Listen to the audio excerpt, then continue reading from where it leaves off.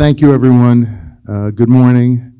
And I wanted to take this opportunity to address all of you and to answer whatever questions you may have.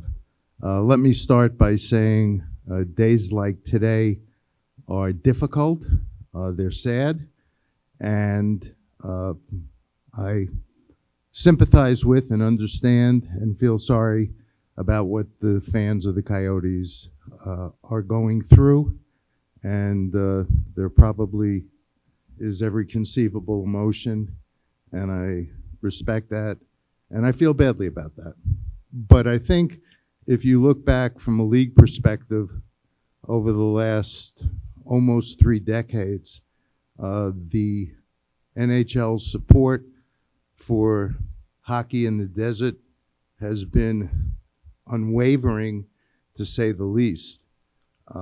And for anybody who's been on that journey with us, there have been countless times where we could have made another decision and we didn't.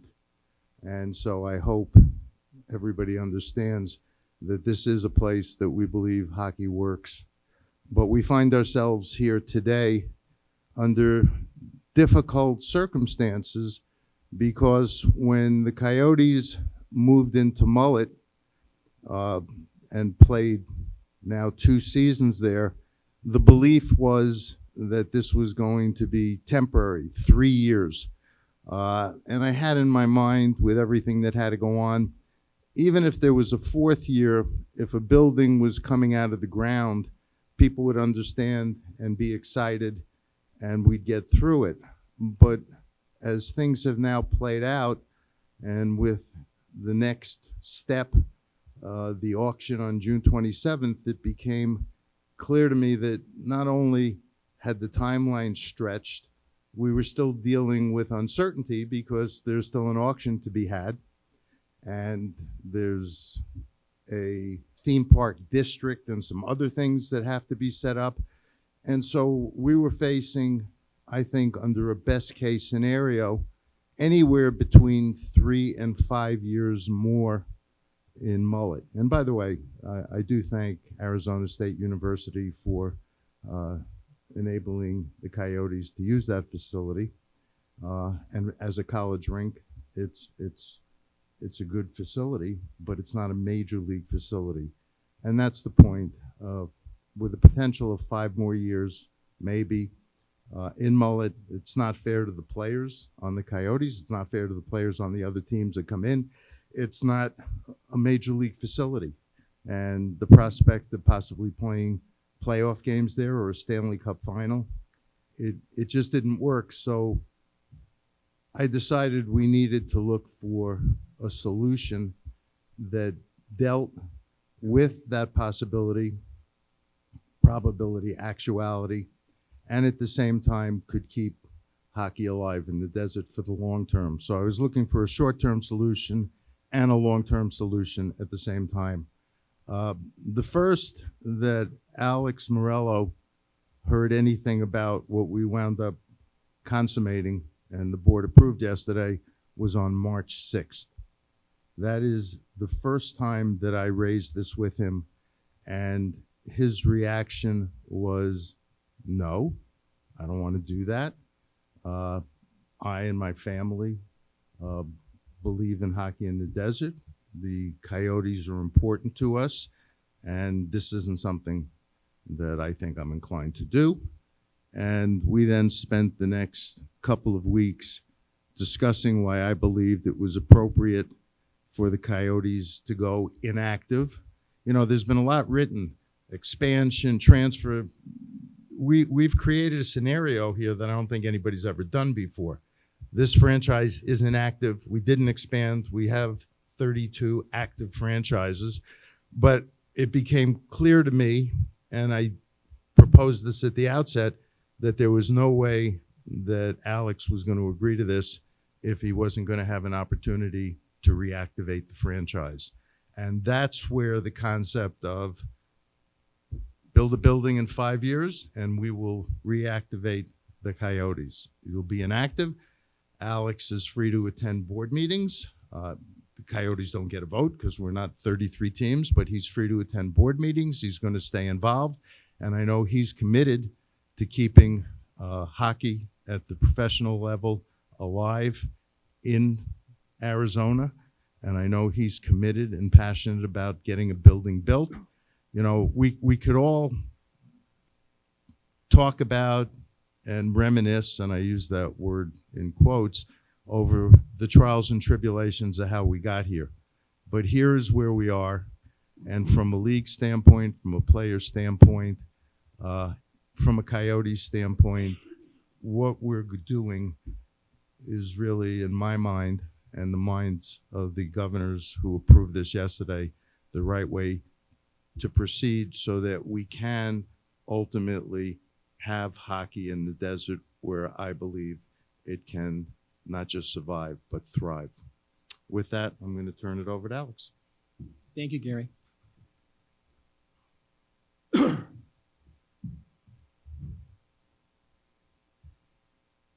First of all, I want to thank Gary and Bill Daly for being here today. Their commitment has been unwavering, and I mean that from day one. Gary has been vested probably for more than 28 years in the desert, and he strongly believes that it works. I have now been involved 5 years, and in the last 2 years, I've seen something I've never seen before. There's no question that it works. Moving from Glendale to Tempe was the right decision. Our revenues far exceed what we ever did in Glendale, in 18,000 versus 4,500 seats. But more importantly, the fan base and the enthusiasm has been infectious. I've never seen anything like it before in my life, and I know, without a question, it works. And given the right location, which we're looked at getting in June 27th, given the right location and the new arena, I believe Arizona Coyotes could be top 10 in team generating revenues. No question about it. I'm fully committed to doing that, and I'm excited. I've got a few words I want to say. I've been confronted with most painful decision in my life and in my 40 years of business. My family and I are devastated. And to our fans, we share your disappointment and your heartbreak. I am sorry things got to this point. I take full responsibility for my decisions and the outcome. I agree with Commissioner Gary Bettman that the NHL, that it was simply unfair to continue to have our players and coaches spend several more years playing in an arena that is not an NHL facility. I want to thank the team for what it has done on the ice, but also for the impact they have made in the community. We will miss them all. I wish them nothing but the absolute best. I wish to take, my first step is to reactivate the Coyotes, comes on June 27th, when I intend to win Arizona State land auction in Phoenix, in the city of Phoenix. My goal will be to build a first-class sports and entertainment district without seeking financial support from the public. No taxpayer dollars, no tax breaks. But I do need the support from the community and its leaders with the processing of the development is this transformative project. It cannot be done without them. And it's truly a special project. You have my commitment to do everything in my power to keep the Coyotes in the Valley, to have one of the few communities in the country with 4 professional sports teams. This is a global sports market. In the meantime, my family and I will continue to embrace our responsibility to make a positive impact in the Valley. We plan to continue to financially support and grow youth hockey throughout the region and keep the Arizona Coyotes Foundation alive. In addition, we intend to make a request to the NHL Board of Governors and ASU to relocate the Roadrunners to Mullet Arena. This is a hockey town, and the continued presence of professional hockey in the Valley is extremely important. My words are heartfelt and sincere. I know that I'll be judged on what I'm able to accomplish going forward. I completely understand that. I believe Coyotes hockey does belong in the desert. And after 5 years, I am more convinced than ever. Thank you. Okay, we'll take questions. Again, please wait for the mic. Craig Morgan will go first. Craig Morgan with PHNX Sports. Alex, this question is for you. I wonder if you have a sense of the uphill battle you have to face in terms of public opinion. There's a lot of anger, there's a lot of disappointment, and there is an enormous amount of distrust for anything that you say at this point. I understand that. And I can tell you one thing, I'm committed to making sure that everything I just said in the statement happens. I'm committed to the Valley. I'm committed to hockey. And I know for a fact in the last 5 years that this works. Arizona hockey works in the desert. You know, having been in professional sports at the major league level for 43 years, there are plenty of times that fan bases get aggravated with the ownership of a team. And I believe that when Alex does what he needs to do so that this team can be reactivated, people will be looking forward, not looking back. Barry Bloom. Hey, Barry Bloom from Sportico. Hi, gentlemen. So let's get to the proposal on what you want to do with the building of the arena. So my understanding is that you want an entertainment district established there, and that may be not the exact wording of it legally, but so that you can capture user fees to help pay for the project. Is that correct? Correct. And it's a voluntary user fee surcharge, correct? These are funds that wouldn't exist but for the construction of the entertainment district. Okay, so the entertainment district that was created down here for the Diamondbacks, which is what I think you want to replicate, That's correct. that was not a city of Phoenix, decision. That was signed into law by Governor Doug Ducey, and it's an Arizona state thing, not a Phoenix thing. That's number one. Number two, Is that a question? it's coming. The other thing is that what happened in Tempe was the exact same thing you wanted to do, was use user fees to pay off some of the debt that would have been created to build that project. It was misconstrued by people in the community that was a tax. How do you avoid that? What did you learn from Tempe when you go into this, and how do you fight that characterization with this new project? You know, referendum in sports are kind of tough. They generally don't pass. We've learned Kansas City with the Super Bowl champions just had a referendum fail.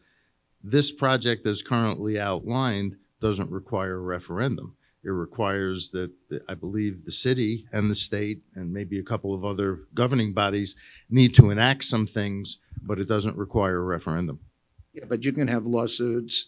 You're going to have to make a case to the public about it anyway. If there's outright hostility to another arena and there are forces at bay that are going to do everything to prevent it, that'll be a problem. But I don't doubt Alex's commitment to try and deal with all of those head on. Second row on the left. Cameron Cox, 12 News. Alex, I know you have a meeting with Mayor Gallego here soon, and the city's confirmed that their contract with the Sun bars them from providing any economic help to like competing arenas. What are your thoughts on that? Are you aware of that? How do you plan to get around that? Well, I am aware of some of that, but yes, this is different because this is not the monies that the Suns requested was taxpayer dollars. That actually came from the city funds. This is not that. This is different. This is all private. Third row on the aisle. Brandon Brown with the Phoenix Business Journal. Alex, as you go forward with this, I know obviously hockey operations staff is going up to Utah. What's your staff going to look like here? How many people are you keeping on? I know you've had to let people go earlier this year. Can you give us an idea of what layoffs on the office side have been like this year with the Coyotes?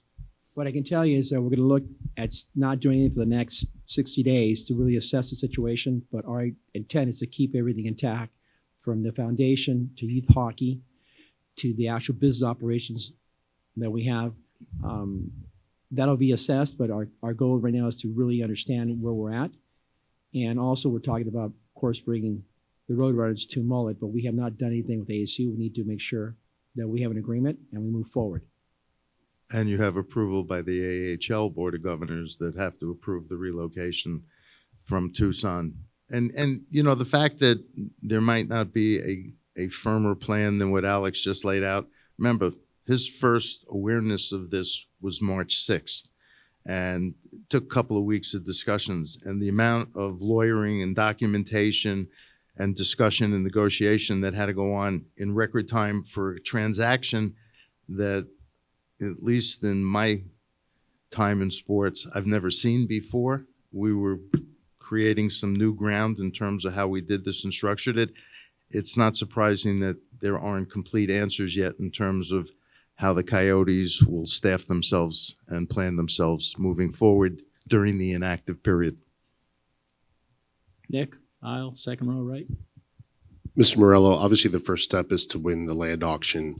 If you do that, what are the next steps? And Commissioner Bettman, what are the benchmarks that you need to see over the next 5 years for the franchise to be reactivated? I'll go first. Yeah, please. The most important and critical thing we have to do now is win that land auction June 27th. And I have full commitment that I will win that land auction. Once that happens, like the gentleman just said a little while ago, I plan on meeting with the mayor of Phoenix and having her and the city officials work with me on the permitting process. And the other issue is, of course, the enactment of the theme park district. Those are things I plan on doing. And you've seen that they have plans, what the arena looks like. I think they were posted on social media. We're going to continue to monitor to see progress. Our agreement basically says we need about 1.5 years notice to reactivate. And it doesn't have to wait 5 years. The faster they go, the faster the activation can take place. And we'll be looking for progress. Obviously, the most concrete thing will be a structure coming out of the ground. Second row on the left. Question for both of you. Mark McClune with 3TV, CBS 5, Arizona's Family. Alex, you had a very public battle with the city of Glendale over unpaid bills. You've been accused of not paying hotel bills on the road this year for your team. How much did unpaid bills get us to the point where we are today? I'm not aware of any unpaid bills. And I can tell you one thing. To have been in business 40 years, having state licenses in media and banking, and also in Las Vegas when it comes to gaming commissions, you wouldn't be around if you didn't pay your bills. That's all I have to say about that. Right side, all the way on the right, second row. Remy Masti from the Hockey News. Alex, this is for you. You've made a lot of public appearances the past couple of days, but I was wondering why haven't you made many public appearances over the past year? Because I don't like the media. And in fact, it's funny, I own 2 TV stations in Los Angeles, 5 radio stations in Los Angeles, and I've never once been on any radio or any TV. I don't like the media. I'm very, I avoid media for many reasons. Let me translate that a little bit. I don't think anybody should take that personally. I think he doesn't like being a public person. Yes. Right? And not that he dislikes the media, because as he says, he owns media, and all of you, he wasn't referring to. It was some people don't like to be that out there in public. And, you know, he wouldn't be the only owner in any sport who feels that way. Let me clean it up. He's exactly right. I didn't mean it that way. I was being facetious, okay? Bottom line, I am involved in media for many years, but I don't like the limelight. I never have, and I don't feel comfortable with it. And so I can tell you that I've been very involved from day one. For 5 years, I, along with my family, along with Javier Gutierrez and the entire team, have been very involved in this hockey operations to make the changes that are necessary to now what I believe is a great group of young players, and they're going to do extremely well as they move forward. Okay, but yes, you know, I've learned that if you don't say too many things, you don't get in trouble. Second row on the aisle. Greg Esposito with PHNX Sports. Alex, do you have any regrets about the last 5 years and everything that's gone on? I'm not sure I've had a time for regrets. I've been so busy with all the things that have been thrown at me at the same time. When I bought the team, we had COVID, right? After COVID, Glendale wants me to sign a 20-year extension. And I said I would not do that, and that's why they kicked me out. Let's be clear. They kicked me out not because I'm paid bills, because they wanted me to sign for 20 years, and I said I wouldn't do that because that was not the right decision for this organization. The right decision is the one I made, was to move to Tempe, where we have thrived, and the fan base has been incredible, absolutely incredible. The problem is it's too small. It's 4,500 seats versus an arena of 18,000. And Glendale was just too far. I don't have anything against Glendale. I love Glendale. I love the people. I love the fans. But it's an hour and a half drive. During the weekdays, it's very difficult. And people who live in Arizona, and I do now, they would understand the concerns that I've had with that. Third row on the left. Hi, Karina Vanek, the Arizona Republic. My question's for the commissioner. You've mentioned March 6th as the date that Mr. Meruelo was made aware of the intentions. March 6th. Yes. So what made you come to that conclusion in March when the election happened months before? What kind of led to the reasoning of March and then this record time deal? Well, it's never just one thing, but the prospect of the auction not being until June 27th, and we had to be doing a schedule for next year, and the prospect in the face of uncertainty that we were still between 3 years, best case, 5 years out, a pretty good case in terms of getting into a new arena. It was too long to have, the average length of an NHL hockey player's career, if you were a Coyote, you might not have ever played in a major league building as your home rink. It just was too long. And from a league standpoint, hosting playoffs, even just hosting regular season games, my hope was when the team first moved to Mullet, and I think I said this previously, okay, we'd be there 3 years. That was the timetable. If it slipped to 4, but you could see the building coming out of the ground, we would have lived with that. But this is just too long, and it needed to be corrected sooner rather than later. Second row on the right.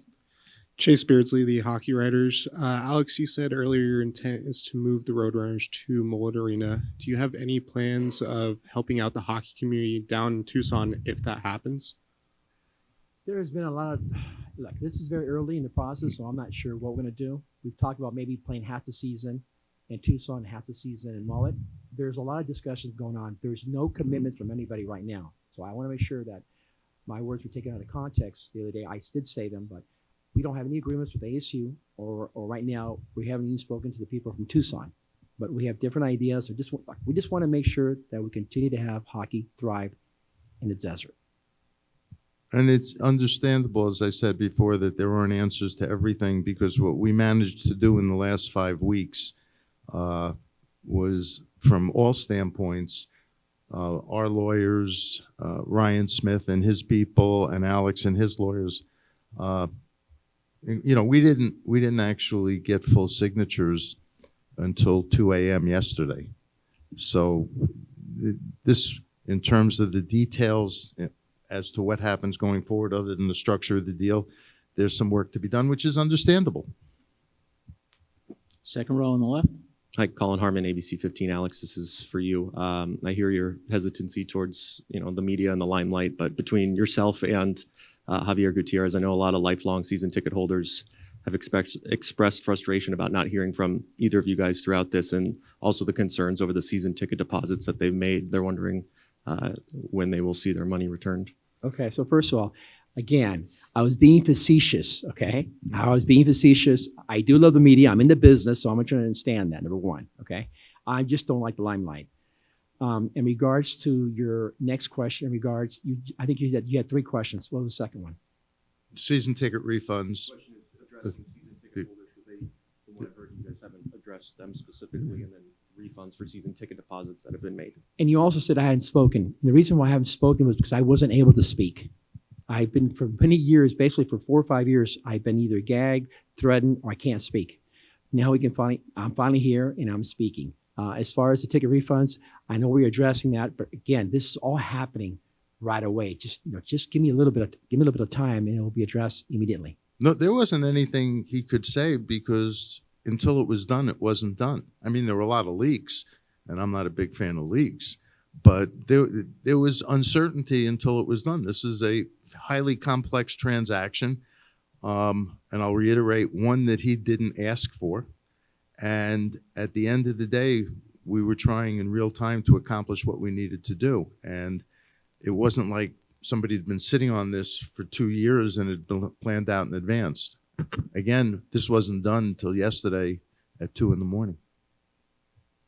But and season ticket refunds will be made immediately. Immediately. We're going to look at it and we'll address it immediately. Just give me a chance to breathe a little bit.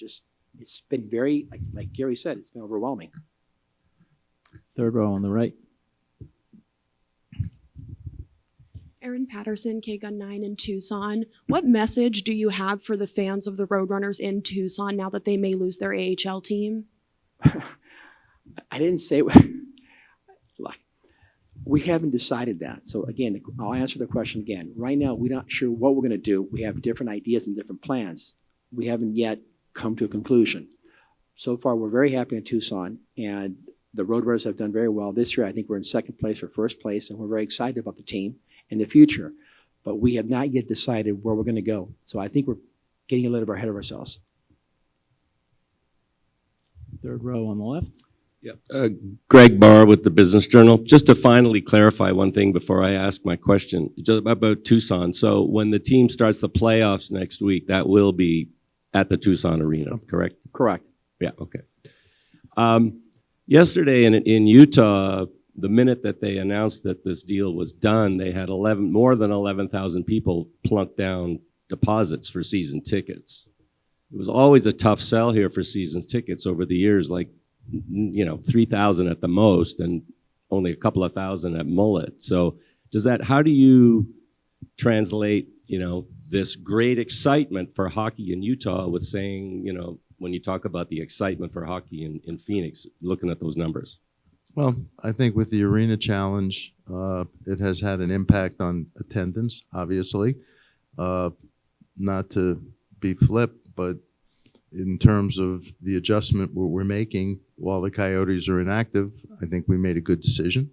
But as it relates to the ownership in Salt Lake City and with respect to the market itself, and the number is now up to 20,000.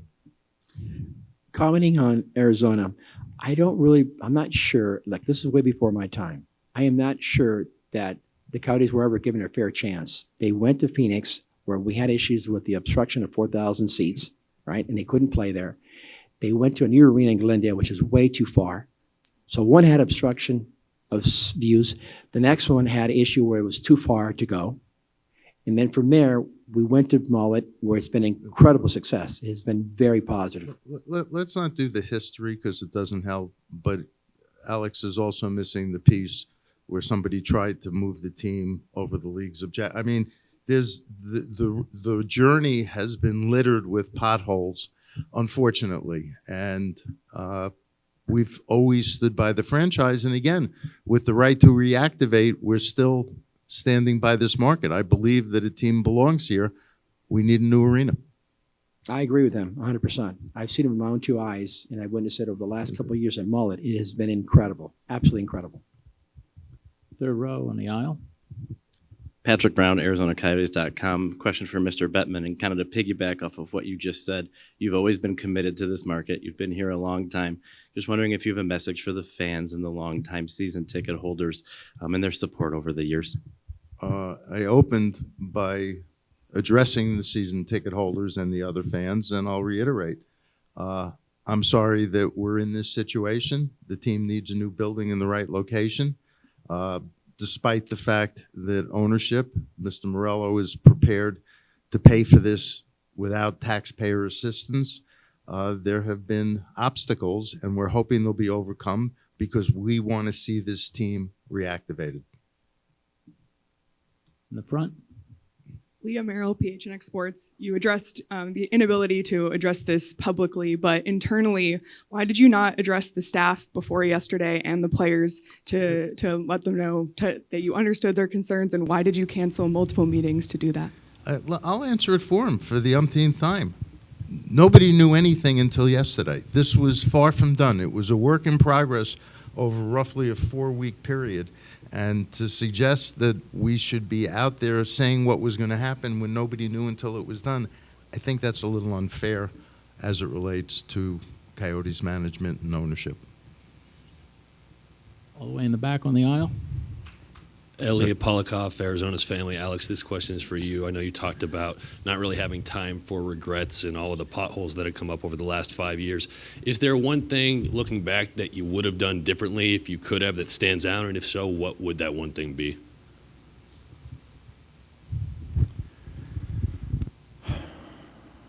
I'm not sure quite how to answer that question. I really haven't really thought. Honestly, I've been so focused when I got here 5 years ago during the entire time that I haven't reflected anything on what I would have done different. Could have been different things that I might have done. I think if I sit down and I think about it in the future, maybe. I think we've done everything possible considering the circumstance that I've been involved with.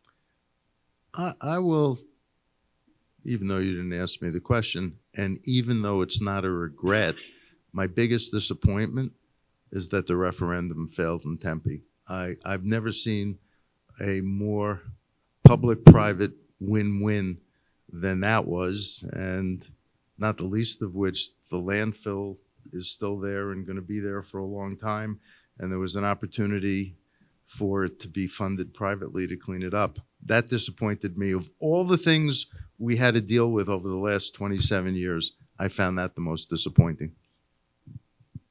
Fourth row, back on the left. Hi, good morning there. Lauren Clark, Fox 10 News. Thank you so much for having this press conference. Amongst the fan base, there's a lot of anger and a lot of hurt in regards to how they found out about this news. And granted, there was some, legal elements going on too. But what's the message you want to send out to fans about communication going forward? Well, first of all, we're both here, and I'm here to address it so the league hasn't abandoned this market or the fans. And again, what we did in the last month in terms of structure and everything else, A, has never been done before, and B, wasn't done until it was done, until the last documents were. So there wasn't anything you could tell anybody other than what would fuel further speculation, because it wasn't done until it was done. It was done yesterday. Board approved it. There were times where we had discussions the night before about canceling the board meeting because it wasn't done. And so I think people are being a little unfair under the circumstances of what we accomplished and what we did and when the first time we had certainty was. Third row on the right. Anthony Remedios, Cronkite News. Thank you guys both for your time this morning. There were reports that started yesterday that for you, Mr. Bettman, that the new Utah team may not have a team name in this first season. Is there anything you can confirm about those reports at this time? No. We'll have those discussions on an ongoing basis with ownership in Utah, but, to find a name, to trademark a name, to make sure there are no conflicts, to then have a campaign to unveil the name, you can't do that in this time frame. That's just another element, an indication of what we were dealing with in real time in a short window. And if the team doesn't have a real name to start out, that'll be the case. At some point, I promise you they'll have a name, but the time frame just doesn't allow for it, which is consistent with everything else I've been saying about not everything could get done based on what we did in the time frame that we were doing it. All the way in the back left corner.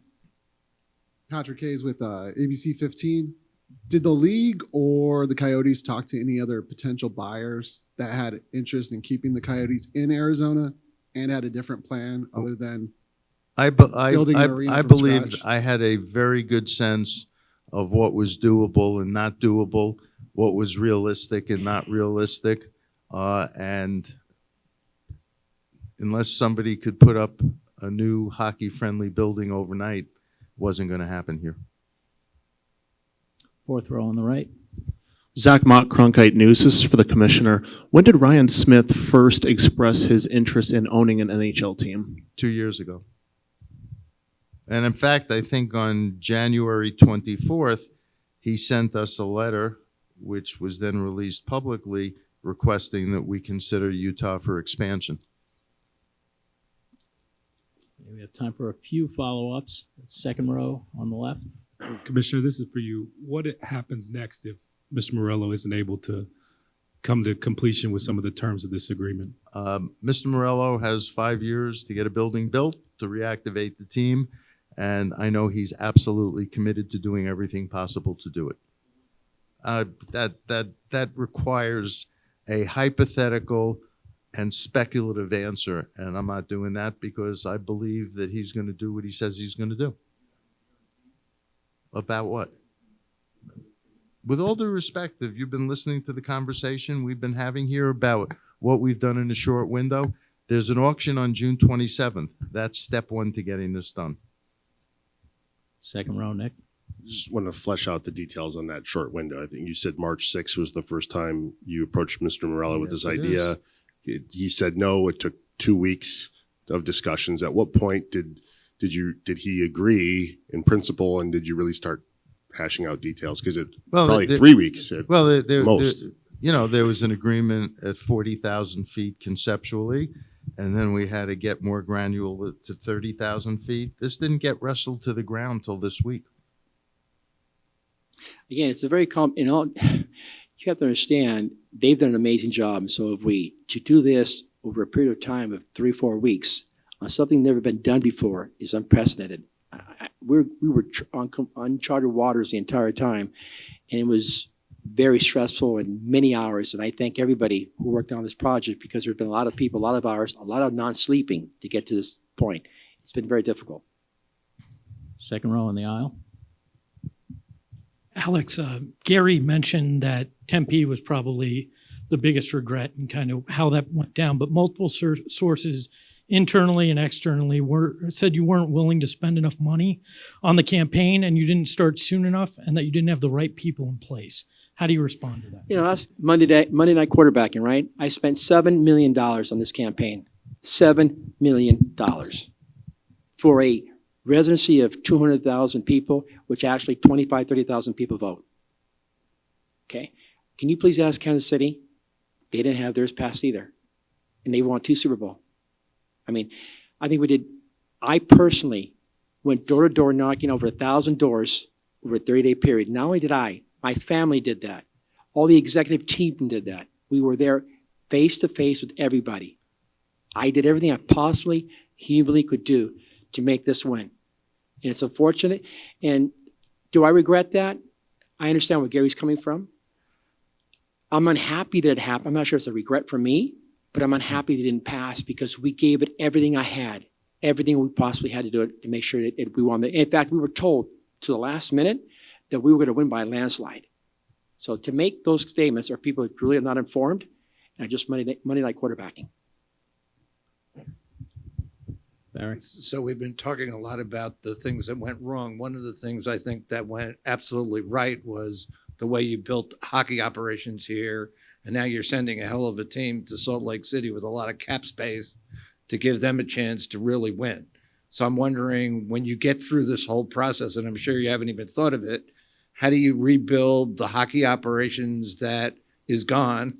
And Gary, would they get the kind of expansion draft that I'll answer the question. that Seattle and Las Vegas had? One of the points of contention in the discussion was that Alex felt very strongly that they had done a very good job in terms of their plan to build this team.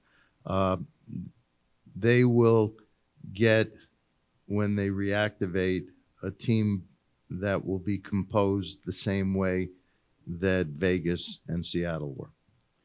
I'll add to that. I have been criticized for my hockey operations, which I find it baffling, because I agree with you 100%. What we have created over the last 4 years is unbelievable. Never been done before. With the amount of draft picks that we have and the team that we've acquired and that I have, along with Bill Armstrong and my son and my family, handpicked, we have an incredible team that they're going to be receiving now in the next, it's on their way right now as we speak. And I don't know if it makes it better or worse. Scripps has been very cooperative, extremely so, and we're grateful. We're going to flip markets, so Scripps is going to pick up the games of the team in Utah, and the games will be down here as part of the Utah team's extended market. That may make it better, it may make it worse, but the games will be viewable here. And, What happens- and the last comment on that, you asked me if, we did it once, can I do it again? Absolutely, we can do it again. Now I really know how things work, and I'm very comfortable with that. So isn't this market, wasn't Utah Las Vegas's market? The Utah's extended market for Colorado and Vegas, we're now going to flip Salt Lake City, Utah, and Arizona. Okay. So the games will be available here. And then one more technical question with your March 6th timeline. The actual posting of the auction wasn't done until about 3 weeks ago. Yeah, but I knew what was going on. The fact that it wasn't posted, I knew the dynamic that was going on. Okay, thanks. Okay. Third row on the aisle. Speaking about that future development, with this, having these next 5 years to kind of figure that out, maybe less, we get it done. Alex, do you imagine maybe bringing in other partners, whether it's maybe ownership within the team or within the development, to bring people in, the more either capital or knowledge on that project? I'll answer that question. Under our agreement, the rights to reactivate are personal to Alex. Under our agreement, he can only bring in a partner for up to 20% of the club, and he cannot build the building, have the club there, and then turn around and sell it. He has to keep it for at least another 5 years. So this isn't a situation, and I've seen some speculation and commentary about that. This is not a flip it situation. I think what he's also saying is he wants me to stay in the league for another 5 years on top of the 5 I've already been there, plus 5 more. So he wants me here for a while. Exactly. Good. We'll take two more. Craig, in the front. Alex, you mentioned earlier that you're thriving in Tempe. From a ticket sales standpoint, Javier has gone on record talking about how much better it is than it was in Glendale. But I don't think we've addressed the overall financial picture for you. And I'm curious what sort of challenge that has been for you and how maybe that has impacted a lot of the decisions that you've made. Well, you have to understand, yes, the ticket revenues have been far exceeding what we did in Glendale, 100%. But also, I just finished telling you, it's 4,500 seats. It's very hard to compete when you have an arena that's 4,500 seats. And that's one of the reasons we're here in the first place. I do believe strongly that when we get to a new arena in the right location, 18,000 facility, I believe we could be top 10 in league revenue team. I'm sorry, were you cutting me off? No. Oh, I'm sorry. I'm very comfortable that if we have the right location with a new arena in a new district, we could be top 10 in the league when it comes to generating revenues, period.